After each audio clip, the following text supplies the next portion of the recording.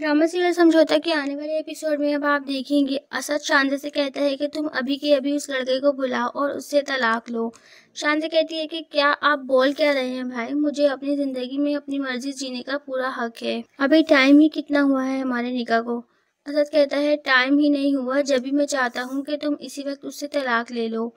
शांति कहती है कि मैं ऐसा नहीं करूंगी। बीच में फौजिया बोल पड़ती है कि असद सही कह रहा है, इसमें खराबी ही क्या है, तुम्हें उस लड़के से निकाह करना ही नहीं चाहिए था। शांति कहती है कि आप इस घर के मामलात में ना ही बोलें तो अच्छा है, बल्कि आपको तो इस घर में रहना ही नहीं चाहिए। फौजिया कहती है कि असद देख लो क्या इज्जत है तुम्हारी सास की इस घर में। असद कहता है कि शांति से तमीज से बात करो, सोच समझ कर बोलो कि तुम किसके सामने बात कर रही हो, बड़ों की तमीज लिहाज सब भूल गई हो तुम। फौजिया कहती है कि असद मैं तो बस इसलिए बोल रही हूँ कि रिमशा के लिए कल को परेशानी होगी, उसको रिश्ता देगा कौन।